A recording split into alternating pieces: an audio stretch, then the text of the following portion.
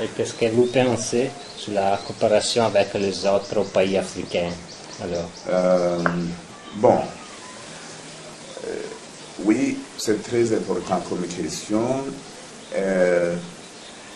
La coopération entre les pays africains, c'est une nécessité et je dirais c'est une obligation.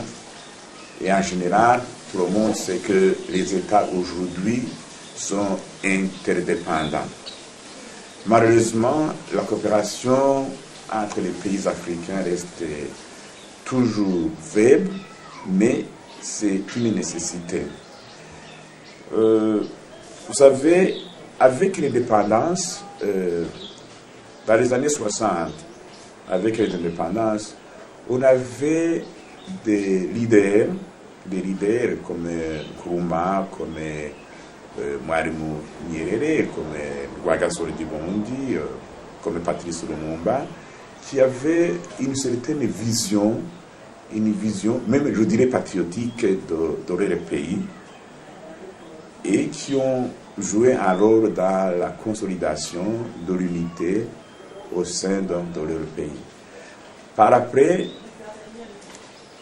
ces dirigeants, pas nécessairement tous, ils ont été remplacés par des dictateurs qui ont renversé les pouvoirs à travers des coups d'État, où la plupart de ces dirigeants ont été assassinés, avec la complicité de certains lobbies, je dirais même occidentaux.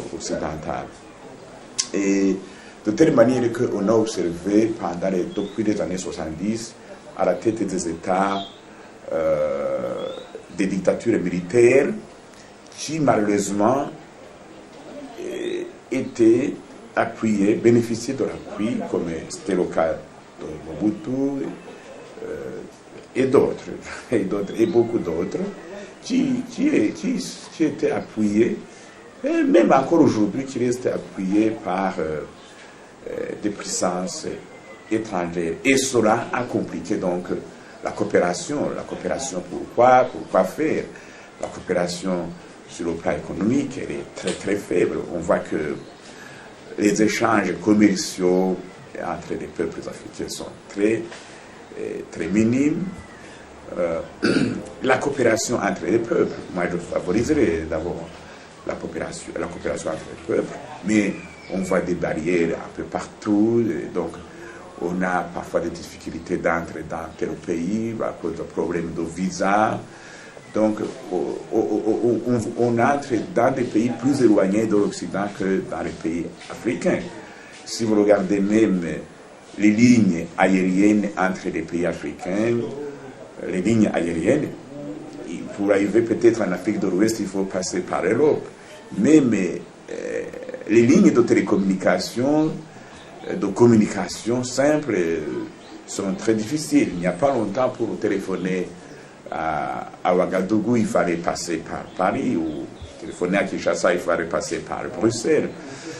Donc il faut effectivement d'abord, pour que cette coopération soit bénéfique pour les peuples africains, il faut débarrasser les pays africains des dictatures. Je crois que les peuples sont de plus en plus exigeants. Beaucoup de pays africains sont en train d'enraciner, de consolider la démocratie. C'est le cas du Bénin, du Mali, je dirais même de l'Afrique. Une fois les États africains devenus vraiment indépendants et démocratiques, il est possible alors d'impulser une véritable coopération et de créer les bases de coopération, et notamment dans la création des blocs régionaux qui, dans le futur, pourront créer une véritable Union africaine. Pour sur ce qu'on fait, bon, c'est mieux que rien ce que nous avons comme Union africaine, mais nous, au sein de l'UDD, nous ne concevons pas l'Union africaine comme ceci. Nous pensons qu'il y ait des blocs régionaux, de l'Afrique australe et de l'Est, par exemple, la SADC, un bloc en Afrique de l'Ouest, un bloc en Afrique du Nord. Alors, tous ces blocs pourront un jour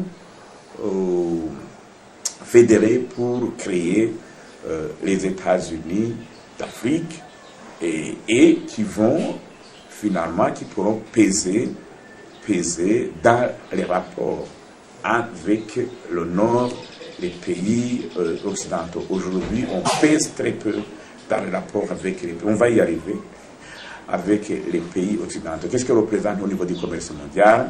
L'Afrique pèse moins de 2%.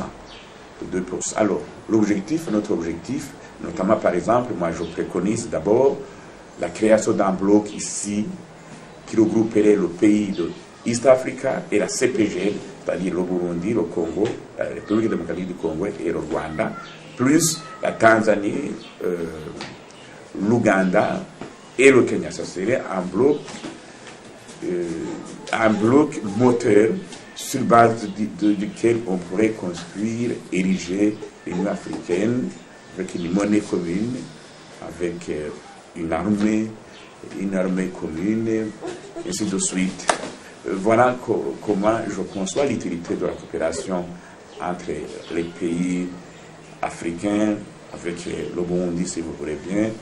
C'est aussi pour peser sur l'échiquier international dans les rapports économiques, dans les rapports aussi commerciaux. C'est aussi contribuer à résoudre les problèmes internes, parce que tous les pays sont interdépendants aujourd'hui. Nous avons vu qu'avec les crises que nous avons connues, il faut reconnaître que la communauté internationale, les pays de la région ont joué, continuent à jouer un rôle pour résoudre aussi les problèmes qui surgissent dans un pays donné. Et parfois, ils peuvent contribuer à les créer aussi, Mais nous pensons la coopération dans le sens positif, donc d'aider mutuellement à résoudre notamment les problèmes internes d'un État donné, mais aussi à devenir beaucoup plus fort et pour peser beaucoup sur l'échiquier international.